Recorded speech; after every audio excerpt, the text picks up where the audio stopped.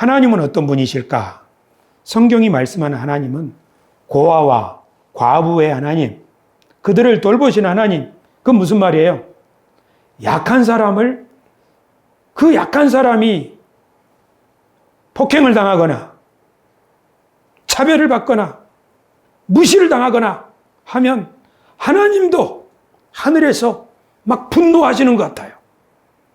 나그네가 힘이 없다고 나그네를 학대하면 그것이 소돔이든 그것이 이스라엘이든 아브라함의 자손이든 상관하지 않고 하나님은 그들을 심판하시는 거예요.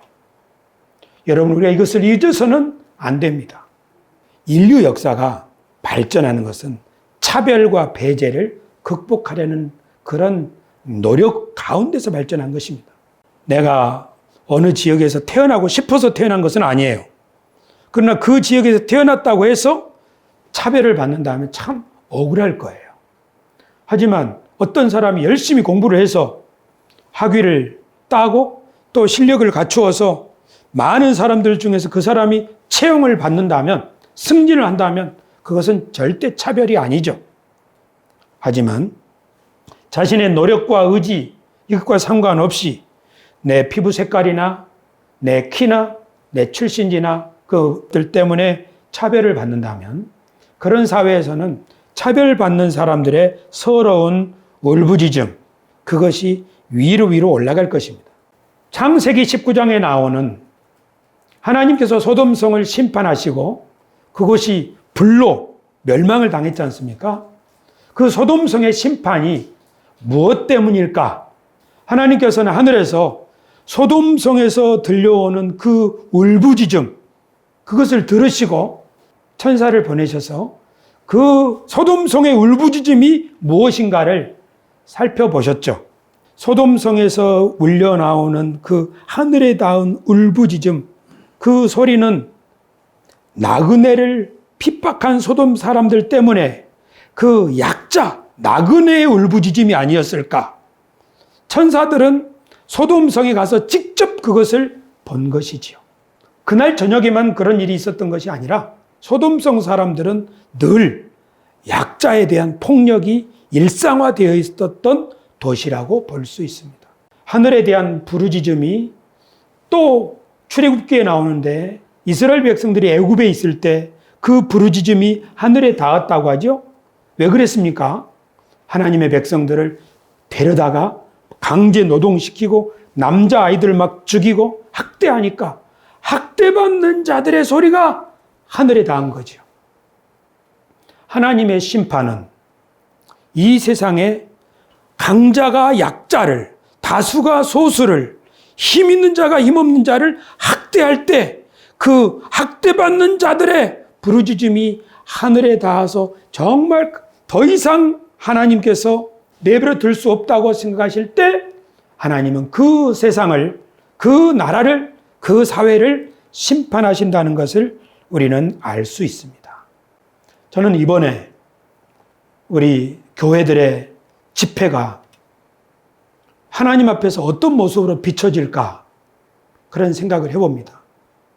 소돔성에 있는 그 사람들이 속된 말로 성도착증 환자가 돼가지고 이방인들과 성관계를 하려고 몰려들었던가, 아니면 일본 사람들이 조선 사람들을 무자비하게 배척하면서 죽이려고 했던 것처럼, 히틀러가 유대인들을 혐오하면서 죽였던 것처럼 소돔 사람들은 나그네, 이방인, 그 사람들을 그렇게 한 것은 아니었을까, 이런 생각을 해보는 거죠.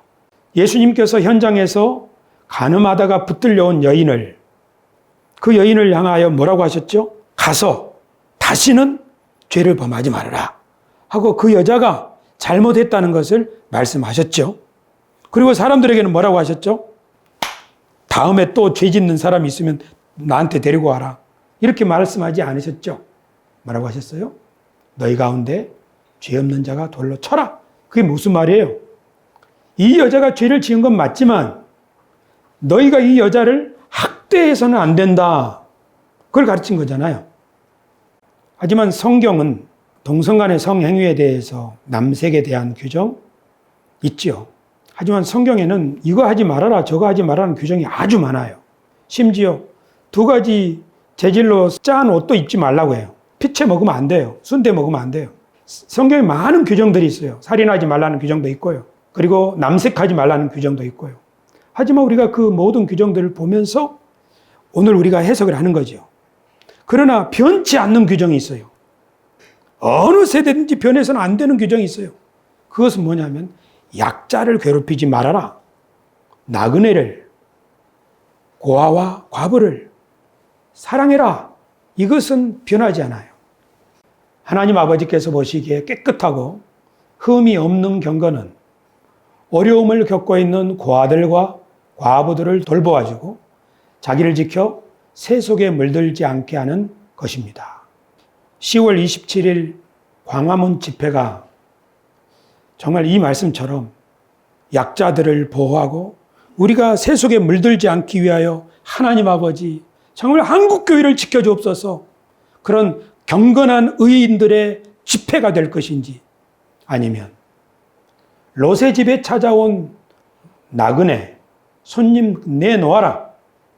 우리가 그들을 상관해야 되겠다라고 몰려든 소돔 사람들의 군중과 같을 것인지 저는 어젯밤에 이 2가지 생각이 나서 괴로웠어요.